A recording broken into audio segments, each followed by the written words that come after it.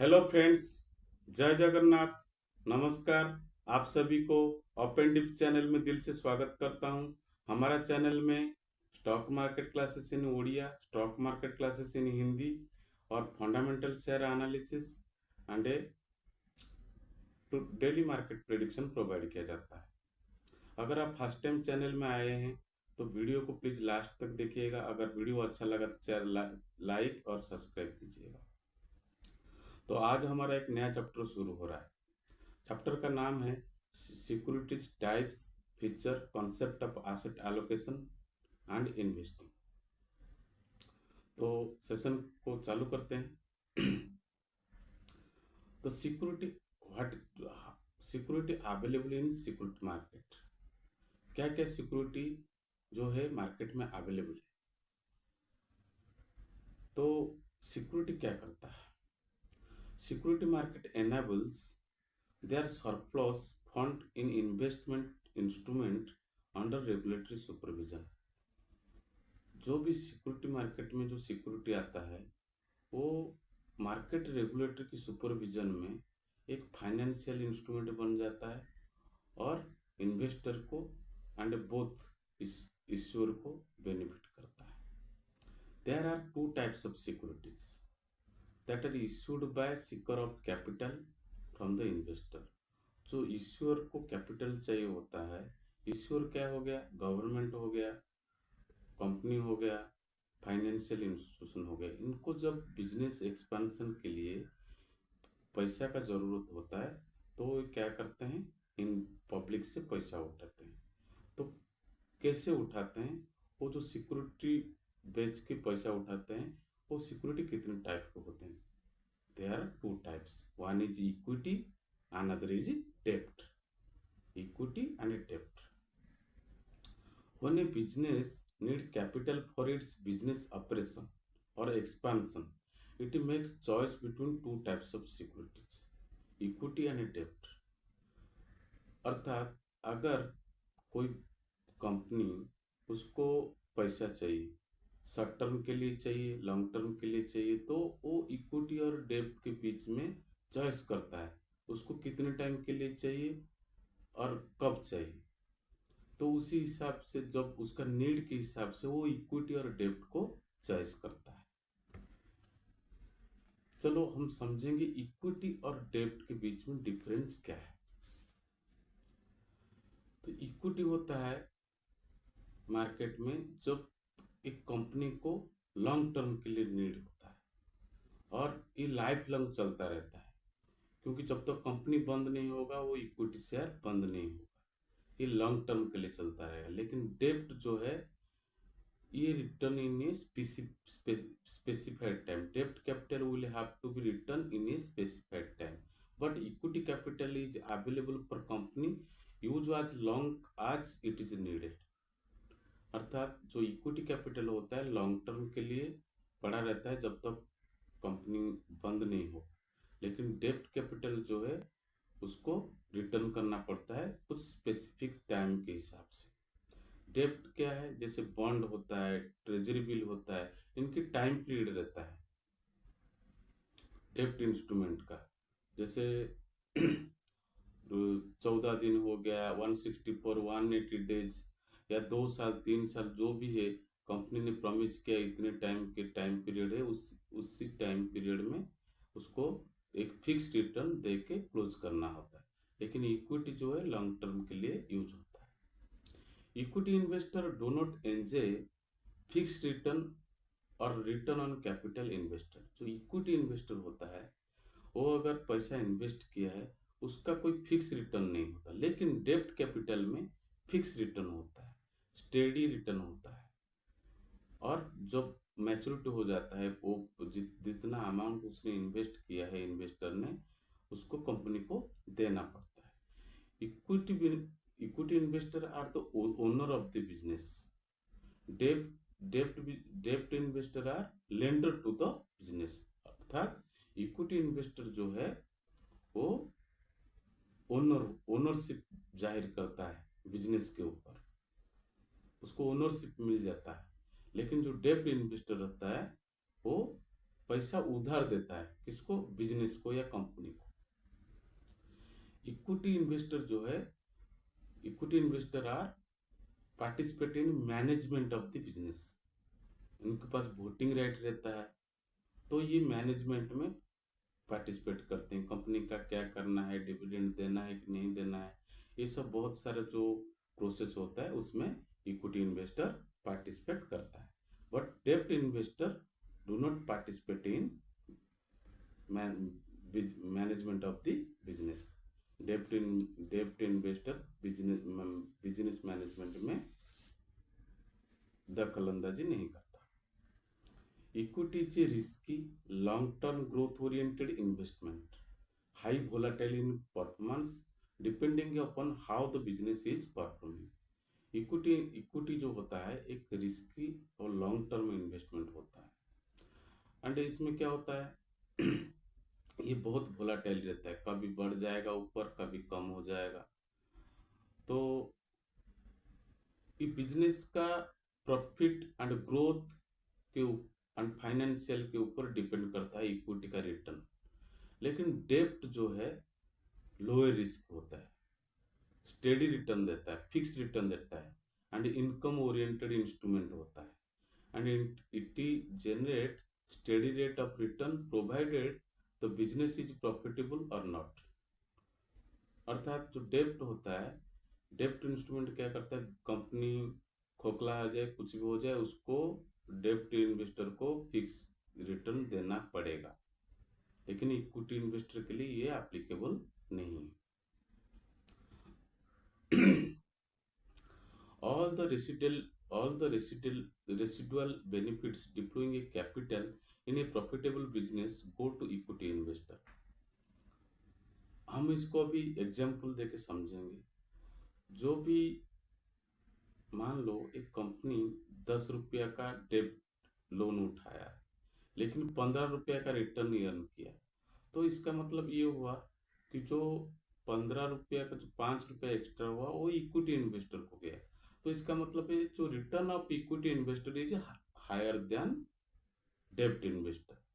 सबसे पहले आपको बता देता हूं, अगर आप मार्केट में इन्वेस्टमेंट करते हैं तो सबसे पहले मार्केट को समझिए, मार्केट का जो टर्म्स, मार्केट का जो वर्ड आता है, जो न्यूज आता है, इसको अच्छे से समझिए, तभी जाके आप फ्यूचर प्रेडिक्शन कर पाएंगे, कंपनी के बारे में समझ पाएंगे, उसका फाइनेंशियल रिजल्ट पता कर पाएंगे, फिर जाके आप इन्वेस्ट करेंगे तो आपको बेनिफिट होगा। अगर आप बिना नॉलेज के इन्वेस्ट करेंगे तो आपको बिल्कुल प्रॉफिट नहीं होगा। तो इसीलिए हमारा चैनल जो है स्टॉक मार्केट क्लास प्रोवाइड करता है, आप इसको पढ़िए और ध्यान से समझिए, और जो भी आप इन्वेस्टमेंट करेंगे आपको पता चल जाएगा कि हाँ ये मैंने पढ़ा था और मैं सही से इन्वेस्टमेंट कर रहा हूँ। चलो नेक्स्ट है इक्विटी जो है हम इसको एक एग्जांपल देंगे। जैसे मैंने बोला कि अगर 10% इंटरेस्ट में कंपनी ने लोन उठाया और 15% रिटर्न इनकम किया, और वो पूरा का पूरा 5% किसके पास गया, इक्विटी इन्वेस्टर के पास, तो जो एक्सेस बेनिफिट हुआ वो इक्विटी इन्वेस्टर एंजॉय करता है। लेकिन अगर कंपनी फल हो जाए, कंपनी का बिजनेस डाउन हो जाए, तो इक्विटी इन्वेस्टर को फायदा नहीं होता। ओनली डेब्ट इन्वेस्टर जो है वो अपना स्टेडी रिटर्न लेता है, क्योंकि उसको पहले प्रायोरिटी दिया जाता है। इक्विटी इन्वेस्टर सबसे लास्ट में एसेट को क्लेम करेगा, ये हम लास्ट में धीरे धीरे पढ़ेंगे। तो जब चूजिंग बिटवीन इक्विटी एंड डेब्ट investor desiring lower risk invest in डेब्ट, and if they seek higher return they invest in equity. अगर एक इन्वेस्टर को हायर रिटर्न चाहिए तो वो इक्विटी में इन्वेस्ट करेगा, अगर लोअर और स्टेडी रिटर्न चाहिए तो वो डेब्ट में इन्वेस्ट करेगा। समझ में आया? तो अभी हम ये डिस्कशन किया कि इक्विटी क्या है, डेब्ट क्या है। इक्विटी है लॉन्ग टर्म, के लिए, डेब्ट होता है शॉर्ट टर्म के लिए, कुछ स्पेसिफाइड टाइम होता है। इक्विटी का जो होता है, इक्विटी इक्विटी का return likely to be high होता है, लेकिन डेब्ट का रिटर्न जो है एक स्टेडी रिटर्न होता है। और इक्विटी में अगर बिजनेस अच्छा ग्रोथ कर रहा है तो अच्छा रिटर्न मिलेगा, अगर खराब रिटर्न हुआ तो खराब ग्रोथ हुआ तो कंपनी का तो खराब रिटर्न मिलेगा।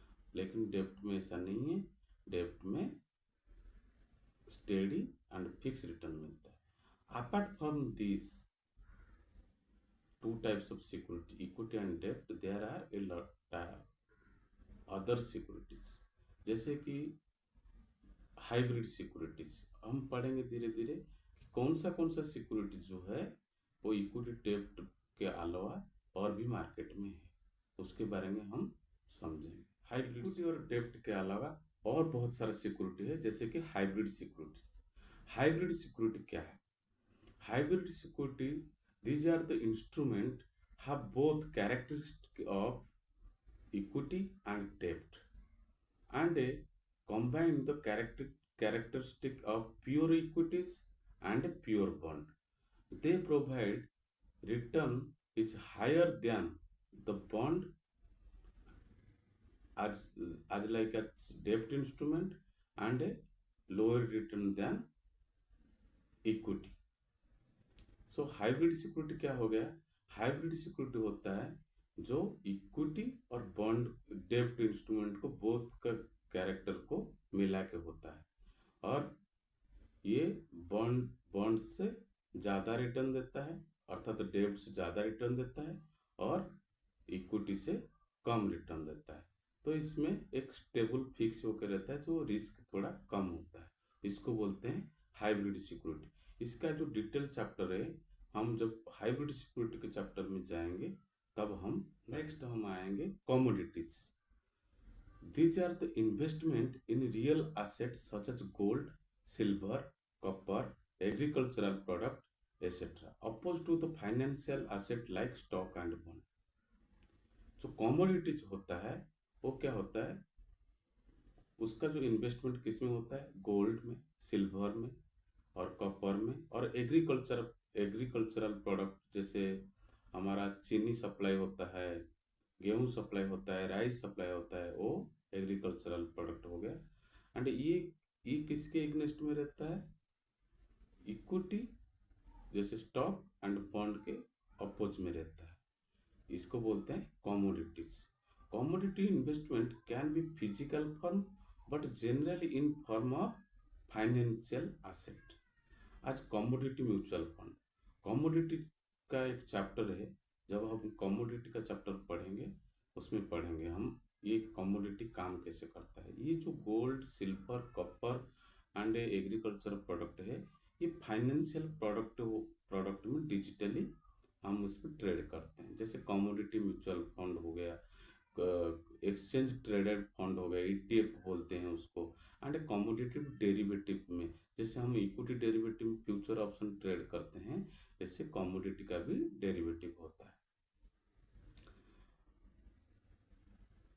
लेकिन इसमें जो ईटीएफ होता है एंड कमोडिटी म्यूचुअल फंड होता है and commodity exchange traded fund ETF होता है, ये रिटेल इन्वेस्टर के लिए सही होता है। बाकी सब जो है कमोडिटी डेरिवेटिव वगैरह, इसमें रिटेल इन्वेस्टर के लिए सही इसलिए नहीं होता है क्योंकि इसमें बहुत सारा पैसा जरूरत पड़ता है। तो रिटेल इन्वेस्टर के लिए commodity mutual fund and exchange traded fund ये बहुत अच्छा होता है। नेक्स्ट हम पढ़ेंगे डेरिवेटिव्स। डेरिवेटिव जो होता है एक कॉन्ट्रैक्ट होता है। जैसे आपने देखा होगा, अगर ट्रेड किया होगा तो उसमें फ्यूचर एंड ऑप्शन एक ट्रेड होता है। Nifty future, bank Nifty future, fin Nifty future, और इसका ऑप्शन भी होता है CP। जब इसका डिटेल चैप्टर जाएंगे उसके ऊपर पूरा डेप्थली एनालिसिस करेंगे। These are the contract to buy or sell understanding the asset according to predetermined terms and condition as to price, quantity and maturity date। इनका एक मैच्योरिटी डेट होता है, जो जैसे कि मंथली एक्सपायरी, तो मंथ एंड में वो एक्सपायरी हो जाएगा, जीरो हो जाएगा। और जैसे वीकली एक्सपायरी, उसमें वीकली जीरो हो जाएगा। ये क्या करता है, स्टॉक के ऊपर और या इंडेक्स के ऊपर काम करता है। जैसे स्टॉक है, स्टॉक का फ्यूचर, अगर स्टॉक बढ़ेगा तो स्टॉक ऑप्शन बढ़ेगा, स्टॉक फ्यूचर बढ़ेगा। स्टॉक घटेगा तो स्टॉक ऑप्शन घटेगा, स्टॉक फ्यूचर भी घटेगा। अगर इंडेक्स में आप कॉन्ट्रैक्ट लिया है तो इंडेक्स का ऑप्शन बढ़ेगा और इंडेक्स का फ्यूचर भी बढ़ेगा। अगर इंडेक्स घटेगा तो इंडेक्स ऑप्शन घटेगा और इंडेक्स फ्यूचर भी घटेगा। तो ये हो गया, एक कॉन्ट्रैक्ट होता है, मंथली होता है, वीकली होता है। ये कॉन्ट्रैक्ट जो है उस हिसाब से ट्रेड करता है। ये जो डेरिवेटिव मार्केट है, लास्ट 20 ईयर्स में इसका बहुत ज़्यादा बूम हुआ है। बट इसमें जो रिटर्न होगा, इसमें बहुत हाई रिटर्न रहता है और बहुत रिस्की रहता है। जो ऑप्शन ट्रेड है, फ्यूचर ऑप्शन ट्रेड है, इसमें बहुत रिस्की होता है। अगर आप स्किल्ड नहीं है, एक्सपीरियंस नहीं है, प्रोफेशनल नहीं है, इसमें कभी ट्रेड मत कीजिएगा। मैं तो बोलता हूँ इन्वेस्टिंग इज बेस्ट। अगर आपको इन्वेस्ट करना है तो पहले अच्छा से एनालिसिस कीजिए, स्टडी कीजिए, फाइनेंशियल एनालिसिस कीजिए, नॉलेज गेन कीजिए, फिर इन्वेस्ट कीजिए। और इन्वेस्टिंग करके आगे बढ़िए। इन्वेस्टिंग में सबसे ज़्यादा रिटर्न है। ट्रेडर क्या है, ट्रेडर में बहुत ज़्यादा ट्रेडिंग में लॉस होता है अगर आपके पास नॉलेज नहीं होता। नेक्स्ट आता है, हमने पढ़ लिया इक्विटी, पढ़ लिया डेब्ट, पढ़ लिया हाइब्रिड सिक्योरिटी, पढ़ लिया कमोडिटी, पढ़ लिया डेरिवेटिव, पढ़ लिया। अभी एक सिक्योरिटी है म्यूचुअल फंड। म्यूचुअल फंड क्या है? Mutual fund are the investment vehicles pulled money from the large number of investor and invest in stock market, and when they get return and return to the investor and take commission। अर्थात ये जो mutual fund होता है, mutual fund एक investment vehicle होता है। जैसे आपने सुना होगा SBI mutual fund, axis mutual fund, HDFC mutual fund. ये क्या करते हैं, आपसे पैसा लेंगे और आपको एक नेट एसेट वैल्यू इश्यू करेंगे, उसको बोलते हैं नैब यूनिट। और आपको एलोकेट हो जाएगा, जिससे वो बढ़ेगा तो आपका जो म्यूचुअल फंड ग्रो करेगा। उसमें से वो जो पैसा उन्होंने लिया म्यूचुअल फंड, वो बड़े बड़े फाइनेंशियल इंस्टीट्यूशन लेते हैं और उसको स्टॉक मार्केट में इन्वेस्ट करते हैं। वो इन्वेस्ट करने के बाद जो रिटर्न होता है उसमें से वो कुछ काट के रखते हैं और कमीशन रखते हैं, क्योंकि वो उनके पास स्किल्ड प्रोफेशनल रखते हैं। तो इसीलिए वो रिटर्न काट के बाकी रिटर्न जो है इन्वेस्टर को देते हैं। तो उसका, इसको बोलते हैं म्यूचुअल फंड। ये भी एक security in stock market. Next आएंगे स्ट्रक्चर प्रोडक्ट में। स्ट्रक्चर प्रोडक्ट क्या है? These are pre-packaged instrument essentially linked to a traditional investment product such as bond or currency but embedded with derivative। जो bond और currency, उसके साथ derivative mix होकर रहता है, जस्ट लाइक ऑप्शन स्वैप। इसको बोलते हैं स्ट्रक्चर्ड प्रोडक्ट। इनके साथ जो डेरिवेटिव रहता है वो ज़्यादा अट्रैक्टिव करता है इंस्ट्रूमेंट को और ज़्यादा प्रॉफिट कमाता है। और ये जो स्ट्रक्चरल प्रोडक्ट है, it is very complex to design and it is suitable for high net worth investor. ये रिटेल इन्वेस्टर के लिए सही नहीं है, क्योंकि इसमें बहुत पैसा लगता है और इसमें हाई रिस्क भी रहता है। ये एक ट्रेडिशनल इन्वेस्टमेंट प्रोडक्ट है और इसको, इसके साथ कमोडिटी भी इंक्लूड हो जाता है। कमोडिटी में भी ये स्ट्रक्चरल प्रोडक्ट डिजाइन किया जाता है।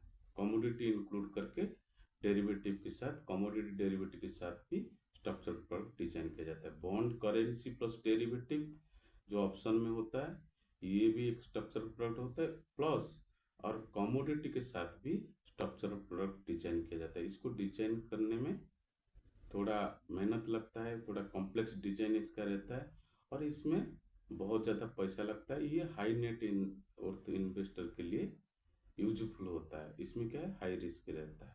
इसको स्ट्रक्चर प्रोडक्ट कहा जाता है। नेक्स्ट हम पढ़ेंगे डिस्ट्रेस सिक्योरिटीज। डिस्ट्रेस सिक्योरिटीज क्या है? Securities issued by company has entered bankruptcy और massive fall in credit ratings. जब कोई कंपनी में बैंकरप्सी हो जाता है और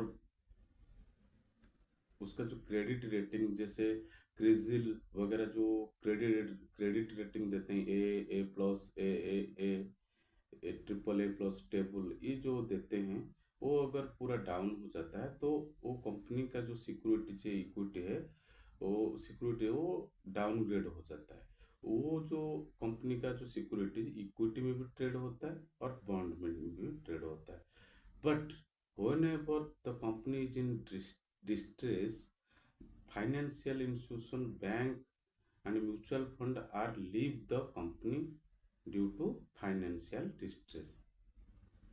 ये सब जो रिटेल इन्वेस्टर है, फाइनेंशियल इंस्टीट्यूशन है, वो सब छोड़ के चले जाएंगे कंपनी को, जिसकी वजह से क्या होगा, कंपनी का जो सिक्योरिटीज है वो एक स्टीप डिस्काउंट में मिलेगा, उसका उसका जो फेस वैल्यू है, फेस वैल्यू से काफी डिस्काउंट में मिलेगा। एक एग्जांपल जैसे बिग बाजार, बिग बाजार का शेयर जो रिटेल फ्यूचर कंज्यूमर, वो सब अब कंपनी बैंक करप्ट हो गया तो उसका जो शेयर अभी बहुत डिस्काउंट में मिल रहा है, लेकिन इसमें इन्वेस्ट कौन करेगा?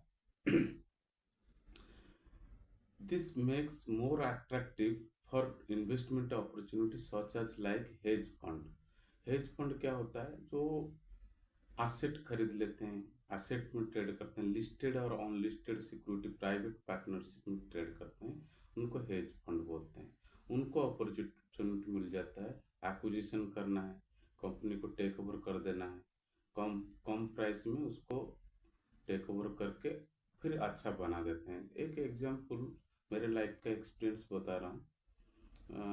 उसका एक्विजिशन हुआ कि नहीं हुआ मुझे नहीं पता, लेकिन जैसे सजलन एनर्जी 400 रुपये में स्टॉक था और 75 पैसा 85 पैसा में मैंने ट्रेड किया है कोविड टाइम में।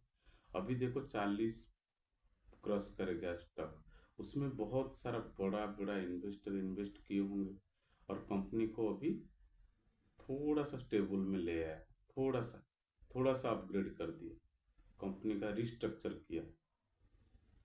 तो ऐसे इसको बोलते हैं डिस्ट्रेस सिक्योरिटी। उस टाइम वो डिस्ट्रेस सिक्योरिटी था, अभी थोड़ा अपग्रेड हो गया। तो हेज फंड लाइक इन्वेस्टर इसको उनके लिए एक अट्रैक्टिव अपॉर्चुनिटी बन जाता है इन्वेस्ट करने के लिए, उसको डिस्ट्रेस सिक्योरिटी कहा जाता है। नेक्स्ट हम पढ़ेंगे electronic gold receipt. Electronic gold receipt क्या है? This represent gold in electronic form. Gold जो है फिजिकल फॉर्म में हम ट्रेड करते हैं, खरीदते हैं, लेकिन आजकल आप फोन पे में भी गोल्ड खरीद सकते हैं, है कि नहीं? तो this represent gold in electronic form with trading and clearing settlement features. इसमें आप गोल्ड इलेक्ट्रॉनिक फॉर्म में खरीद सकते हैं, उसमें ट्रेड भी हो सकता है, क्लियरिंग मतलब डिलीवरी में भी ले सकते हैं, और सेटलमेंट फीचर्स भी इसमें रहता है। अगर सेल किया तो या बाय किया, उसमें सेटलमेंट भी होता है। Electronic gold receipt provide assurance to its investor in quality of gold. जो गोल्ड का क्वालिटी मार्केट में रहता है, इलेक्ट्रॉनिक गोल्ड रिसिप्ट का वैल्यू वही रहता है, सेम टू सेम रहता है। 24 कैरेट का आपने गोल्ड खरीदा जो मार्केट से फिजिकल गोल्ड, उसका जो वैल्यू रहेगा, इलेक्ट्रॉनिक गोल्ड रिसिप्ट का वैल्यू सेम टू सेम रहेगा। SEBI introduced the framework of gold exchange where electronic gold receipt can be traded। SEBI ने जो है एक फ्रेमवर्क बनाया है, गोल्ड एक्सचेंज बनाया है, जहां पर इलेक्ट्रॉनिक गोल्ड रिसिप्ट ट्रेड हो रहा है। This entire process include creation of electronic gold receipt, trading of electronic gold receipt on gold exchange, conversion of electronic gold receipt into physical gold. जो electronic gold receipt जो framework बनाया सेबी ने, उसमें क्या है, creation of electronic gold receipt, इसको पहले बनाते हैं, फिर इसमें ट्रेड होता है, और इसको भी फिजिकल फॉर्म में लाया जा सकता है। सेबी का जो वॉल्ट मैनेजर, उसको बोलते हैं वॉल्ट मैनेजर, जो इलेक्ट्रॉनिक गोल्ड रिसिप्ट में काम करता है। सेबी वॉल्ट मैनेजर्स रेगुलेशन 2008, एक रूल रेगुलेशन जैसे सेबी रेगुलेशन 2008, ऐसे SEBI vault manager regulation 2022 along with standard operating guidelines vault managers and depository have also been issued to ensure smooth functioning of electronic gold receipt ecosystem. जो सेबी का जो vault manager regulation 2022 के हिसाब से जो depository and vault manager इनके लिए जो रूल लागू किया है, ये क्या करते हैं, जो इलेक्ट्रॉनिक गोल्ड रिसिप्ट का इकोसिस्टम, जो ट्रेडिंग बनाना और इसमें ट्रेड करना, सेटलमेंट करना, ये सब उस लॉ के अंदर लिखा गया है।